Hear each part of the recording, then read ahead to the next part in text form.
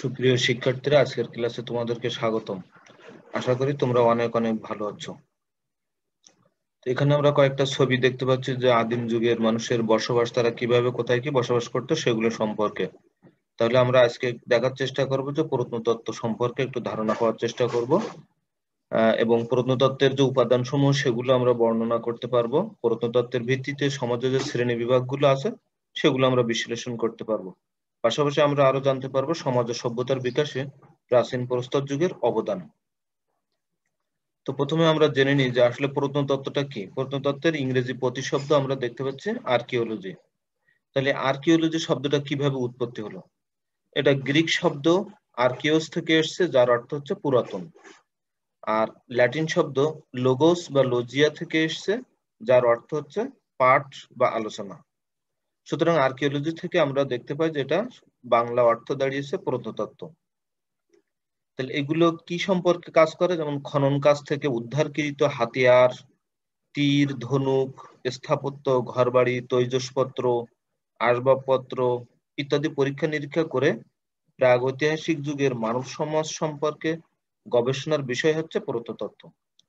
যেমন আমরা যদি জাদুঘরে যাই তাহলে সেখানে কিন্তু অনেক প্রাচীন জিনিসপত্র দেখতে পাই, যেগুলো সম্পর্কে আমরা ধারণা করতে পারি আমাদের আগের যুগের মানুষের জীবন ব্যবস্থা, তাদের সংস্কৃতি, ঐতিহ্য, এগুলো সম্পর্কে আমরা ধারণা পেতে পারি। তো এই জন্য এগুলির উপরেই প্রত্নতত্ত্বের নির্ভর করতে হয়। এবং বিভিন্ন খনন কাজ থেকে এগুলো উদ্ধার করতে হয়, কারণ কি এগুলো বিভিন্ন সময় বিভিন্ন প্রাকৃতিক বিপর্যয়ের কারণে মাটি চাপা পড়ে যায়। সেগুলো খনন কাজের মাধ্যমে আমাদেরকে উদ্ধার করে নিতে হয়। তো এবার আমরা প্রামাণ্য সংজ্ঞা দেখি যে টেইলর বলেন যে প্রত্নতত্ত্ব হচ্ছে অতীতের ধ্বংসাবশেষ সম্পর্কিত পাঠ। অর্থাৎ ইনি পুরোটাই অতীতের ধ্বংসাবশেষের কথা বলেছেন। এবং আমাদের দেশে যে সকল প্রত্নতাত্ত্বিক নিদর্শন আছে, যেমন কুমিল্লার ময়নামতি, পাহাড়পুর বৌদ্ধবিহার, সোমপুর বিহার, এই সবগুলোই কিন্তু অতীতের ধ্বংসাবশেষ। বিভিন্ন সময় খনন কার্যের মাধ্যমে সেগুলো মাটি খুঁড়ে তারপরে এগুলো বের করা হয়েছে। তো এই জন্য বলা হচ্ছে যে এটা অতীতের ধ্বংসাবশেষ সম্পর্কিত পাঠ। গর্ডন চাইল্ডের ভাষায় প্রাচীন মানুষের আংশিক পরিচয় দেয় না, প্রাচীন মানুষের জীবনযাত্রার রেখাচিত্র ফুটিয়ে তোলার চেষ্টা করে। এখানে আংশিক পরিচয়ের কথা বলছে, যে পরিচয় দেয় না, বরং পুরো জীবনযাত্রার রেখাচিত্রটা এখানে ফুটিয়ে তোলার চেষ্টা করা হয়। আর প্রত্নতত্ত্ব খনন কার্যের মাধ্যমে উদ্ধারকৃত মানব জাতির দৈহিক ও সাংস্কৃতিক বিষয় সম্পর্কে বিস্তারিত আলোচনা করা হয়। এজন্য প্রত্নতত্ত্বকে আমরা কি বলছি? দৈহিক এবং সাংস্কৃতিক উভয়ই নৃবিজ্ঞানের উপশাখা বলে অভিহিত করা হয়। প্রত্নতাত্ত্বিকগণ হাজার হাজার বছর পূর্বের প্রাণী এবং গাছপালার জীবাশ্ম ও আবিষ্কার এবং এদের শ্রেণীবিন্যাসের ক্ষেত্রে গুরুত্বপূর্ণ ভূমিকা পালন করে থাকে। তাহলে মোটামুটি আমরা জানতে পারলাম যে প্রত্নতত্ত্ব হচ্ছে অতীতের জিনিসগুলো নিয়ে ঘাটাঘাটি করে এবং সেগুলোর মাধ্যমে আমাদের আগের যুগের যে মানুষ, তাদের শুধু যে শারীরিক গঠন প্রণালী নিয়ে ব্যাখ্যা বিশ্লেষণ করে তা কিন্তু না, তাদের সাংস্কৃতিক জীবন, অর্থাৎ তাদের অর্থনৈতিক জীবন, তাদের চলাফেরা, তাদের ভাষা, তাদের চিত্রকর্ম, তাদের খাদ্যাভ্যাস, পোশাক পরিচয় সবই নিয়ে আলোকপাত করার চেষ্টা করে থাকে। তো এবার আমরা দেখব যে আমাদের প্রত্নতত্ত্বের উৎস কোনগুলো, যে কোন কোন উৎসের উপর ভিত্তি করে প্রত্নতত্ত্বগুলো আমরা পেয়ে থাকি। যেমন প্রাচীন সাহিত্য, যে অ্যানশিয়েন্ট যেসব লিটারেচার আছে সেগুলো থেকে আমরা জানতে পারি। তারপর হচ্ছে যে মৌখিক ইতিহাস, অর্থাৎ মানুষের কাছ থেকে, যারা বয়োজ্যেষ্ঠ মানুষ তাদের কাছ থেকে জেনে শুনে। তারপর বিভিন্ন যন্ত্রপাতির ব্যবহার, আমরা বিভিন্ন সময় অনেক ইংরেজি সিনেমা দেখি যেখানে প্রাচীন যুগের বিভিন্ন বিষয়ের উপরে দেখা থাকে, যেমন সেখানে কি কি যন্ত্রপাতি তারা ব্যবহার করতো তাদের দৈনন্দিন কাজ পরিচালনা করার জন্য, সেগুলো আমরা জানতে পারি। স্থানীয় জ্ঞান, এক এক জায়গার ভৌগোলিক বৈশিষ্ট্য কিন্তু এক এক রকম, সেজন্য এক এক জায়গার স্থানীয় জ্ঞানের দ্বারাও কিন্তু আমরা এগুলো জানতে পারি। আর প্রত্নতাত্ত্বিক অনুসিদ্ধান্ত, অর্থাৎ হাইপোথিসিস, এটা একটা পূর্ব অনুমান করে নেওয়া হয় সেটার আলোকে আর কি। যেমন কখনো যখন প্রত্নতাত্ত্বিক একটা সোর্স খুঁজে পাওয়া যায়, যে এখানে হয়তো বা মাটি খুঁড়তে যায় বা পুকুর কাটতে যায় কোনো কিছু পাওয়া গেল, তখন একটা অনুমান করে নেওয়া হয় যে এখানে তাহলে কি থাকতে পারে। তখন আস্তে আস্তে পুরোটা খনন কার্যের ফলে সেখান থেকে একটা সমাধানে আসা যায়। তারপর সরকারি উৎস, যে বিভিন্ন সরকারি দলিল, দস্তাবেজ বা অন্যান্য কাগজপত্র, পত্রপত্রিকা, এগুলো। তারপর পূর্বর জরিপ, বিভিন্ন সময়ে দেখা যাচ্ছে যে অনেক আগে যদি কখনো কোনো জরিপের কাজ হয়ে থাকে, সে সকল জরিপের মাধ্যমে আমরা এই তথ্যগুলো পেতে পারি। এবার আমরা দেখব যে প্রত্নতত্ত্বের সময়কালের ভিত্তিতে সমাজের শ্রেণী বিভাগগুলো কিভাবে করা হয়েছে। এখানে প্রধানত দুইটা ভাগে ভাগ করা হয়েছে। একটা হচ্ছে প্রস্তর যুগ অর্থাৎ পাথরের যুগ, স্টোন এজ, আর একটা হচ্ছে ধাতব পদার্থের যুগ, মেটাল এজ। তা এই প্রস্তর যুগটাকে দুই ভাগে ভাগ করা হয়েছে। একটা হচ্ছে প্রাচীন প্রস্তর যুগ, প্যালিওলিথিক এজ, আর একটা হচ্ছে নব্য প্রস্তর যুগ, নিওলিথিক এজ। অর্থাৎ পাথরের যুগটাকে আমরা এখানে দুই ভাগে দেখতে পাই। আরেকটা হচ্ছে ধাতব যুগ, অর্থাৎ এই যুগের পরে যখন মানুষ ধাতব পদার্থ আবিষ্কার করতে শিখলো বিভিন্ন খনি থেকে, এবং সেগুলোকে তাদের দৈনন্দিন প্রয়োজনে যখন ব্যবহার করতে শুরু করলো, তখন থেকে এই ধাতব যুগ শুরু হয়। এবং এই ধাতব যুগগুলোকে প্রধানত তিনটা ভাগে ভাগ করা হয়েছে: তাম্র যুগ, ব্রোঞ্জ যুগ এবং লৌহ যুগ। এভাবে অর্থাৎ তামার আবিষ্কার, তারপর ব্রোঞ্জ, এটা তামা এবং টিনের মিশ্রণ, সংকর ধাতু এটা, তারপর হচ্ছে লৌহ যুগ। এবং আমরা ধরে নেওয়া হয় যে লোহা যুগের শুরু থেকেই আমাদের আধুনিক জীবনযাপন ব্যবস্থা এখান থেকে শুরু হয়, কারণ লোহা ছিল তুলনামূলকভাবে সহজলভ্য। কারণ অনেক জায়গাতে এগুলো পাওয়া গিয়েছিল, এবং বর্তমান যুগে আমরা লোহা ছাড়া আসলে কোনো কিছু কল্পনাই করতে পারি না। তো এইভাবে শ্রেণীবিভাগ করা হয়েছে প্রধানত দুইটা স্তরের ভিত্তিতে। এখানে কখনো কখনো এমসিকিউ প্রশ্ন আসে, কিন্তু প্রধানত প্রত্নতত্ত্বের সময়কালটাকে প্রধানত কয় ভাগে ভাগ করা হয়? যদি প্রধানত বলা হয় তখন দুইটা ভাগ, আর এছাড়া পাঁচটা ভাগের কথা বলতে হবে।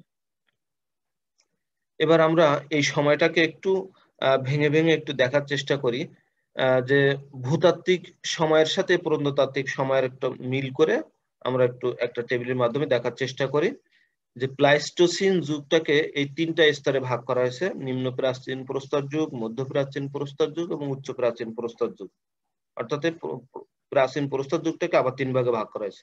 এখানে সময়কাল বলা হচ্ছে সবগুলি খ্রিস্টপূর্বাব্দ 6 লাখ থেকে 1 লাখ পর্যন্ত নিম্ন প্রস্তর যুগ। এখানে পিকিং, জাভা এবং নিয়ান্ডারথাল মানব জাতি বলা হয়।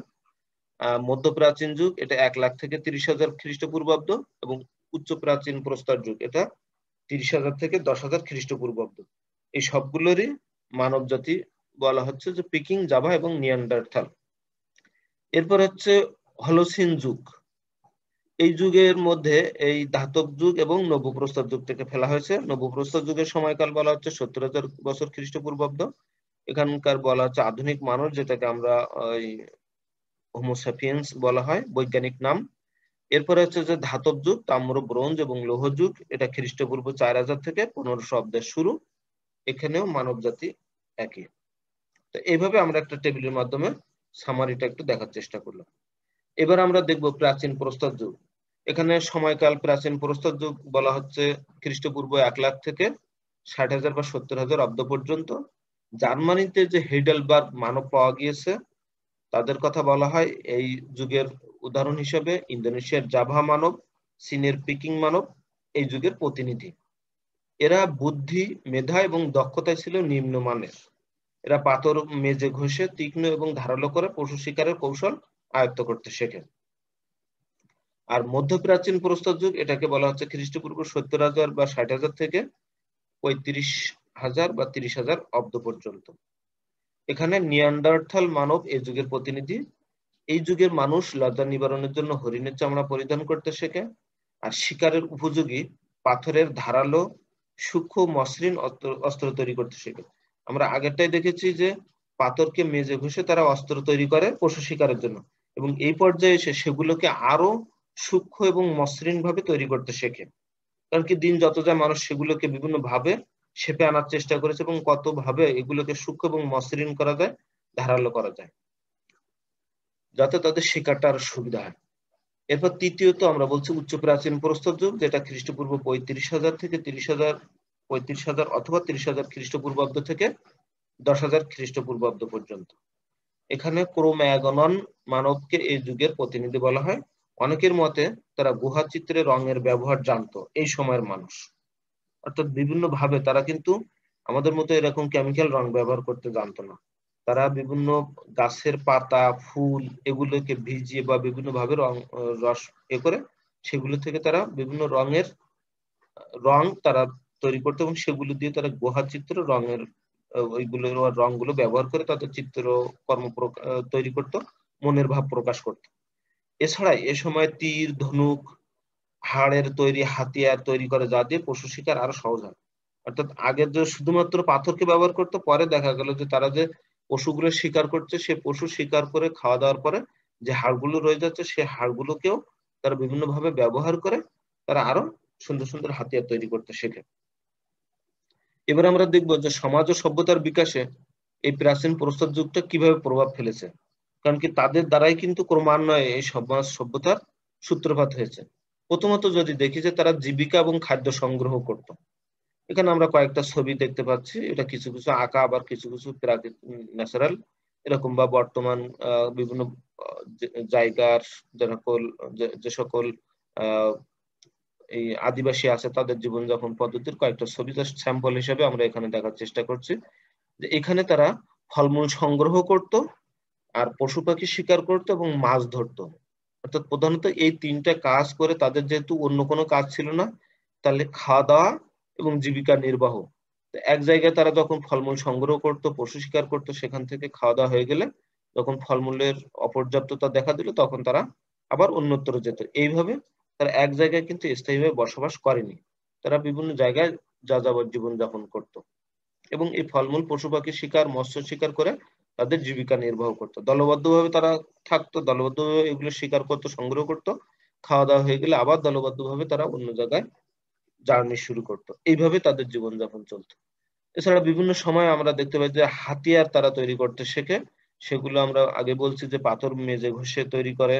তারপর বড়শি, চাকু, তীর, ধনুক, তারপর বাঁশ, গাছের ছাল, পশু হাড়, দাঁত, শিং এগুলো তারা তৈরি করে, যেগুলো দিয়ে তাদের বিভিন্ন সময় শিকারের কাজগুলো তারা কিভাবে আরো সুন্দর করতে পারে, যাতে সহজে শিকার করে নিয়ে আসতে পারে তাদের খাওয়া দাওয়ার জন্য। এরপরে আমরা দেখতে পাচ্ছি যে বাসস্থান এই যুগের একটা পর্যায়ে এসে তারা যখন দেখলো যে তারা যে ফলমূলগুলো সংগ্রহ করে নিয়ে আসতো, ওইগুলো খাওয়া দাওয়ার পরে যে বীজগুলো ছিল হয়তো গুহার বাইরে মানে যে ফেলে রাখতো, একটা পর্যায়ে দেখলো যে না সেগুলো থেকে গাছ হচ্ছে, তখন থেকে মানুষের মধ্যে কৃষির সূত্রপাত হতে লাগলো। আর যখন থেকে কৃষির সূত্রপাত, তখন থেকে মানুষ স্থায়ীভাবে বসবাস শুরু করলো সেগুলো গুহায়। তো এই যে স্থায়ীভাবে বসবাস শুরু করা, এইটা থেকে আবার দেখা গেল যে তাদের পশু পাখি পশুগুলোকে তারা পোষ মানাতে সক্ষম হলো। অর্থাৎ হয়তোবা কোনো প্রাণী শিকার করতে গেছে, সেই প্রাণীর একটা বাচ্চা তারা পেলো, তখন সেটাকে তারা সাথে নিয়ে আসলো, এনে তাদের লালন পালন করে খাওয়া দাওয়া করাতে করাতে দেখা গেলো তাদের পোষ মেনে গেল। এইভাবেই কিন্তু বর্তমান সময়ের আমাদের গৃহপালিত পশুগুলো। তো এরা ওই গুহায় বসবাস করতো এবং গুহার মুখে আগুন জ্বালিয়ে রাখতো, যাতে হিংস্র প্রাণীর আক্রমণ থেকে তারা নিরাপদ থাকতে পারে। তো পোশাক পরিচ্ছদ, গাছের ছাল, বাকল, পাতা, পশুর চামড়া এগুলোকে তারা ব্যবহার করে তাদের লজ্জা নিবারণের কাজটাকে সমাধান করত। তারপর কেউ কেউ মনে করেন যে তারা আগুনের ব্যবহার শিখেছিল, সেটা বিদ্যুতের চমক, বজ্রপাত, দাবানল, আগ্নেয়গিরি। দাবানল তো আমরা বুঝি যে বনে এক একটা গাছের ডালের সাথে আরেকটা গাছের ডালের সংঘর্ষের ফলে যে আগুনটা সৃষ্টি হয়, সে আগুনের ফলে ওই বনের কাঁচা গাছগুলো মারা যায় এবং এটা ব্যাপক আকারে বনের ক্ষতি করে। যে একটা বড় জায়গা জুড়ে তারা তখন এই আগুন ধরে যায়। যেমন ১ বছর আগে আমরা অস্ট্রেলিয়াতে দেখেছিলাম অনেক বড় বড় দাবানলের ঘটনা, যে ওইখানে কিন্তু ওই হেলিকপ্টার করে পানি ছিটিয়ে ছিটিয়ে এগুলোকে নিয়ন্ত্রণ করার চেষ্টা করেছিল, কিন্তু কখনো কখনো ওইভাবে সফল হতে পারেনি।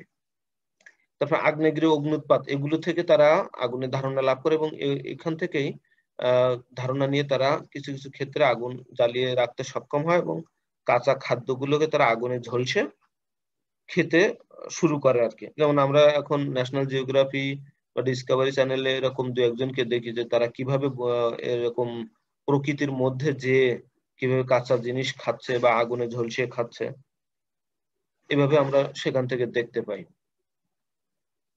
এরপরে শিল্পকলা বা চিত্রকর্ম, তারা গুহার গায়ে পাথরে মনের ভাব প্রকাশ করত, সেগুলোর মাধ্যমে তারা তাদের চিত্রকর্ম ফুটিয়ে তোলার মাধ্যমে, যে তারা ওই যে রঙের ব্যবহার শিখেছিল এবং পাথরগুলোকে মেজে ঘষে তারা বিভিন্ন আকৃতিতে নিয়ে আসার চেষ্টা করত।